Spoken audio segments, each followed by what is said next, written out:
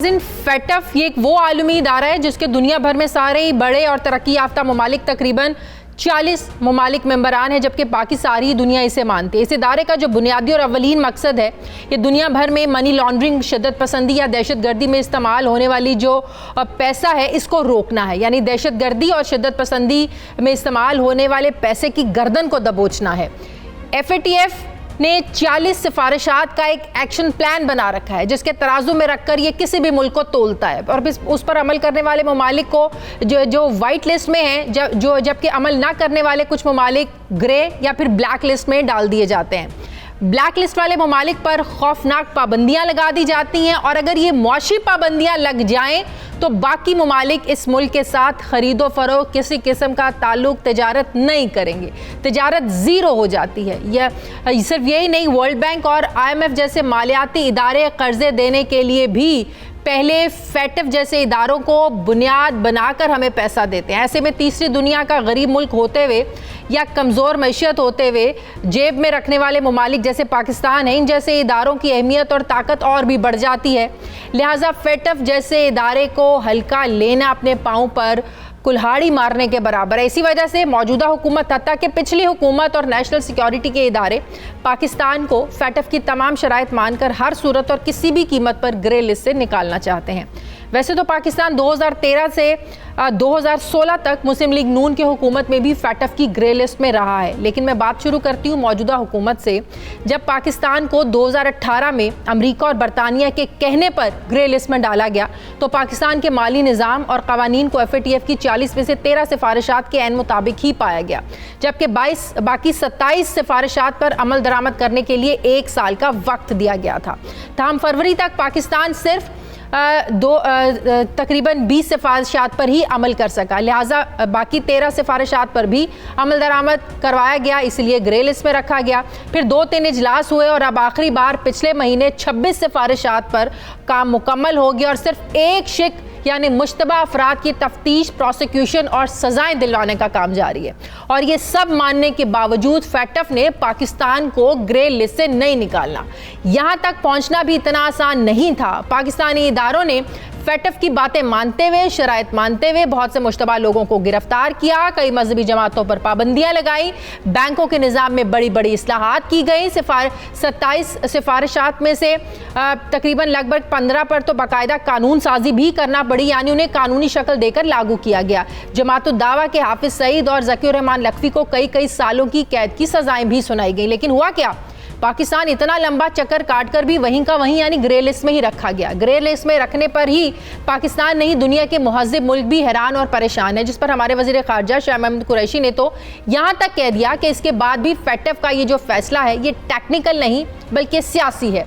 अब फेटफ की सारी तहकीक पढ़ने के बाद जो सारी कहानी समझ में आती है वो है कश्मीर, क्योंकि फेटफ ने पाकिस्तान पर जो एतराज़ात उठाए हैं इनका मरकज़ी नुक्ता कश्मीर या कश्मीरियों की हिमायत करने वाली जमातें या अफराद हैं। और इसकी सबसे ज़्यादा तकलीफ आप जानते हैं किसको है? जी हाँ, वो है इंडिया, जो चंद दिन पहले लाहौर में होने वाले दहशतगर्द धमाके का असल मास्टरमाइंड है, जिसके बारे में सबूत पाकिस्तानी एजेंसीज के पास मौजूद हैं और जो आज से पहले भी बलूचिस्तान और तहरीक तालिबान पाकिस्तान के दहशतगर्दी के नेटवर्क को चलाता रहा है। और इसकी तस्दीक पाकिस्तानी जेल में सजाए मौत का इंतजार करता भारतीय खुफिया एजेंसी रॉ का एजेंट कमांडर कुलभूषण यादव कर चुका है, जिसने न सिर्फ एतराफ़ जुर्म किया है बल्कि हर चीज़ का उसने एतराफ़ किया है, भारत को दहशतगर्द साबित कर चुका है। लेकिन वहाँ फेटफ की कोई इंक्वायरी ज़ेरे गौर नहीं है। लेकिन जहाँ हम भारत को फोर्सेस के फ्रंट पर शिकस्त देते आए, वहीं फेटफ जैसे महाज पर सिफारती जंग हारने जैसा नजर आता है, क्योंकि 27 सिफारिशात और 26 पर अमल दरामद के बाद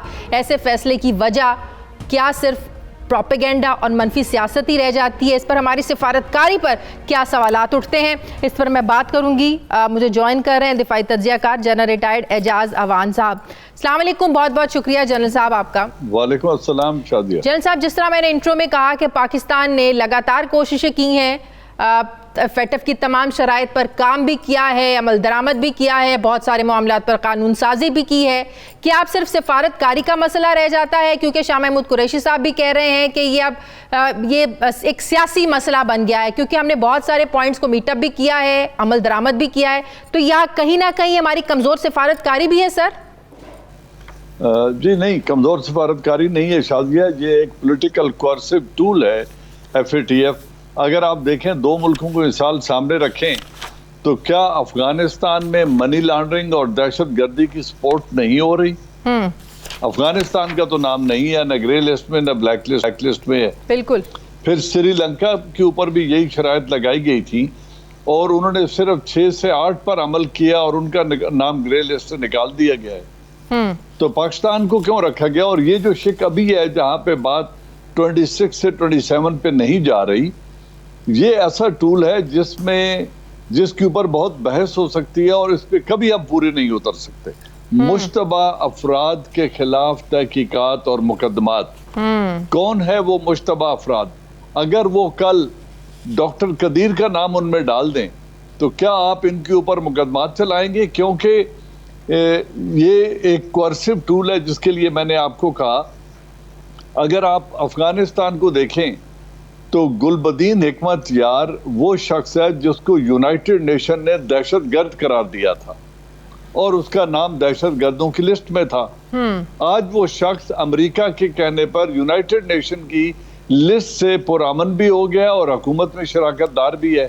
اور افغانستان میں جب پاکستان بھارت کے خلاف اتنے ثبوت پیش کر چکا ہے UN میں بھی، پھر کلبھوشن یادو جیتا جاگتا سب کے سامنے ثبوت ہے، اب جو لاہور دھماکے کی جو انویسٹیگیشن سارے ثبوت سامنے آئے اس میں بھی بھارتی ایجنسی را ملوث ہے، تو بھارت کو FATF اس لسٹ میں شامل کیوں نہیں کرتا ہے؟ میں اسی کی طرف آ رہا ہوں نا۔ دوسرا، آپ مشتبہ افراد کے والی مجھے بات مکمل کرنے دیں۔ خالد شیخ محمد کو پاکستان سے گرفتار کیا گیا as a master mind of 9/11 اور وہ شخص گنتانامو بے میں پچھلے 19 برس سے بیٹھا ہے۔ آج تک تو اس کو چارج شیٹ کرتے عدالت میں مقدمہ نہیں چلایا جا سکا اور اسامہ بن لادن کے خلاف اسے مار دیا گیا۔ کوئی شواہد نہیں ہے امریکہ کے پاس کہ وہ شخص 9/11 میں انوالو تھا۔ اب اس کی خاطر انہوں نے آ کے افغانستان پر حملہ کر دیا، تو کیا افغانستان میں حملہ جسٹیفائیڈ تھا؟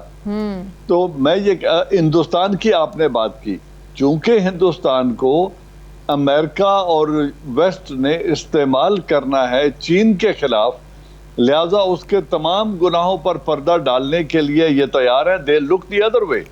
اس کی 85,000 افراد کی شہادتیں، عورتوں کے ریپ، پیلٹ گنز کا استعمال اور یونائٹڈ نیشن ریزولوشن کی وائلیشن، ان کو یکسر نظر انداز کر کے وہ معاملات جس میں یونائٹڈ نیشن کہتا ہے کہ یہاں پلیبسٹ ہوگا، نریندرا مودی اور اس کی قوم کہہ رہی ہے کہ نہ صرف یہ کہ اس پہ پلیبسٹ نہیں ہوگا، یہ حل طلب معاملہ ہی نہیں ہے۔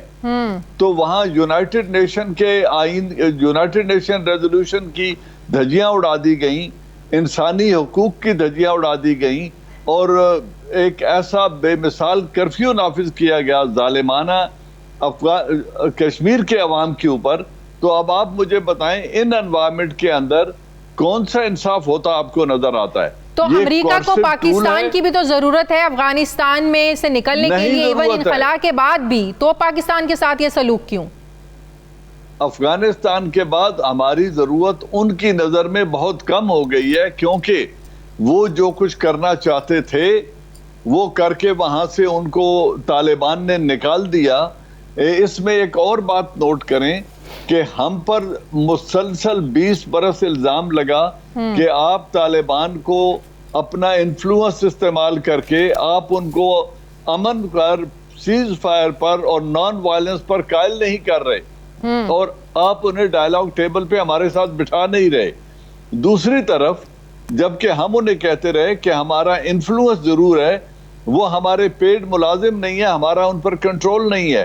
اب آپ امریکہ کا دیکھیں خود کہ امریکہ نے جس دو حکومتوں کو 8 سال سپورٹ کیا، فائنینس کیا، اپنا انفلوئنس بھی تھا، کنٹرول بھی تھا، 20 برس کا وقت بھی تھا، 5 ایئر بیسز بھی تھے، 1,40,000 فوج بھی تھی، ان تمام وسائل کے باوجود ان کو تو انہوں نے اس ڈائیلاگ ٹیبل پہ بٹھایا نہیں ہے، ان کو تو مجبور کیا نہیں ہے کہ آپ امن قائم کرنے کے لیے طالبان سے بات کریں۔ تو یہ وہ دوگلا معیار ہے، یہ وہ ڈپلیشس پالیسی ہے امریکہ کی۔ اور افغانستان سے نکلنے کے لیے پاکستان سے جو کہہ رہا تھا امریکہ، جو اڈے دینے کی بات کی، پاکستان نے انکار کر دیا، جو خبریں بھی سامنے آئیں کہ امریکہ کی طرف سے مطالبہ کیا جا رہا ہے، تو کیا یہ فیٹف کی گرے لسٹ میں رکھنا اتنا کام کرنے کے بعد بھی، اتنی ایفرٹس کے بعد بھی، اس کا بھی ریئیکشن ہو سکتا ہے جنرل صاحب؟ اس کا ریئیکشن نہیں ہوگا، اس کے علاوہ اور ان کے مقاصد ہیں، لیکن میں یہ کہتا ہوں آپ کے سامنے ایک ملک ہے جس کے اوپر پچھلے 3 دہائیوں سے پابندی ہے ایران پر، ان کے اوپر معاشی سینکشنز ہیں، بالکل ان کے ساتھ کوئی ملک تجارت نہیں کر سکتا، لیکن چین نے 25 برس کا معاہدہ کیا ہے اور 450 ارب کی انویسٹمنٹ کا ان سے معاہدہ کر لیا ہے۔ جب اس طرح کی ناانصافی ہوگی تو پھر آپ ایسے پارٹنرز کا انتخاب کریں جو اس طرح کے کرائسس میں آپ کے ساتھ کھڑے ہونے کی جرت بھی رکھتے ہیں اور آپ کے اور ان کے انٹرسٹ کو انسائڈ بھی کرتے ہیں، اور یہی وجہ ہے کہ عمران خان نے کہا ہے کہ ہم آپ کے کہنے پر چین سے اپنے تعلقات خراب نہیں کر سکتے۔ وہ ایک ویٹو پار بھی ہے اور اس میں صلاحیت بھی ہے کہ تمام تر پابندیوں کو ڈیفائی کر کے وہ آپ کے ساتھ اپنی اسٹریٹجک پارٹنرشپ اور معاشی پارٹنرشپ جاری رکھے۔